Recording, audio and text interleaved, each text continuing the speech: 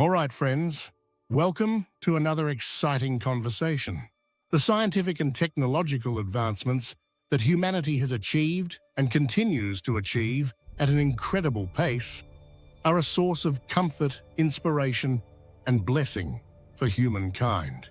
But friends, on the other hand, these same advancements can also become a curse, like a thorn in humanity's side. We don't need to elaborate much on the positive side, do we? We're living in comfort, leading a luxurious life in places like New York, all thanks to the progress in science and technology. But, my friends, just like adding a drop of dung to a pot of milk and ruining the whole thing, humanity, this very species, does things that taint these achievements. If we dive a bit deeper, humanity harnesses nuclear power. And that, my friends, includes atomic bombs and nuclear weapons capable of reducing the entire world to ashes. I think you all know exactly how a nuclear bomb, the sheer scale of devastation caused by Fat Man and Little Boy, the nuclear bombs dropped on Hiroshima and Nagasaki in Japan. The catastrophe that unfolded in 1945 still haunts the Japanese people today, with its lingering consequences. And yet, my friends, as a result of the power struggles among global superpowers, every major player keeps nuclear weapons on standby. If in the future these powers were to trigger a nuclear war using these weapons, what would happen to the world, to humanity, to nature itself? The real consequences of a nuclear war aren't just about the heat generated by nuclear bomb explosions or the electromagnetic waves and radiation they release. There's a far more specific reason, and that's what I've dedicated today's program to discuss. So, grab a cup of coffee, settle into a comfortable seat, and join me as we talk about what would happen to the world if a nuclear war were to break out. Friends, a nuclear war isn't something that drags on for years. The reason is simple. If one country launches a nuclear attack, the retaliatory strikes from other nuclear-armed nations would follow swiftly. A barrage of nuclear bombs would cause such massive destruction within hours that there wouldn't be enough people left on Earth to continue fighting for months or years. My friend, if a nuclear war were to happen, figuring out who launched the first strike would be utterly pointless. Why? Because the moment one attack is launched, a chain reaction of nuclear strikes from other nations would follow almost instantly. For example, if a country fired a nuclear missile at New York City, the US would immediately detect it and launch a counterstrike with its own missiles. What happens next? Well, there's no need to spell it out. Every nation with nuclear weapons on standby would get caught up in these fireworks show. It could be a direct response to an attack on their soil, or a collective self-defense action through organizations like NATO. Either way, they'd all be drawn in. Now, let's look at the kind of damage a series of nuclear attacks would cause. There's no need to overstate it. We all know what comes to mind when we think of nuclear bombs. The attacks on Hiroshima and Nagasaki during World War II. But here's the thing, my friends. The atomic bombs used in those attacks are dwarfed by today's hydrogen bombs, which are 100,000 times more powerful. The devastation we'd face today would be exponentially worse. When a nuclear bomb hits a city, the immediate damage comes from the intense heat it releases. To put it simply, that heat incinerates people in the vicinity, turning them to ash in an instant.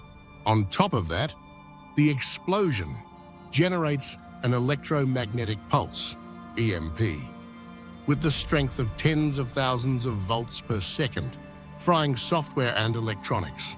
Even people a bit farther from the blast would die instantly from the shock.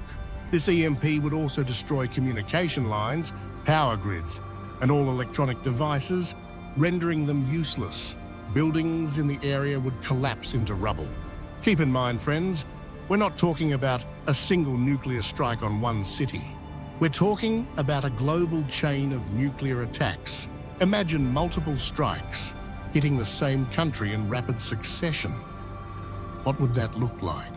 The heat waves and shock waves would cause simultaneous destruction, compounding the devastation.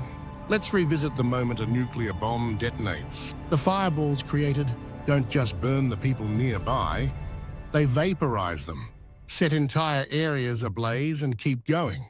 The pressure changes from the blast turn these flames into firestorms, engulfing entire cities, melting glass and metal, and even igniting asphalt roads. If another explosion happens in a nearby city, the destruction multiplies, doubling, tripling, quadrupling, and that's not all. The intense radiation released kills thousands instantly. This radiation mixes with the atmosphere, making the very air we breathe deadly. But friends, there's something even more terrifying than the firestorms, EMPs, or radiation. It's what we call a nuclear winter. To put it simply, a nuclear winter happens when the mushroom clouds from nuclear explosions release thick carbon smoke, combined with soot from burning debris. This forms dense carbon particles that rise high into the atmosphere, even above the level of rain clouds, creating a dark veil that lingers for a long time.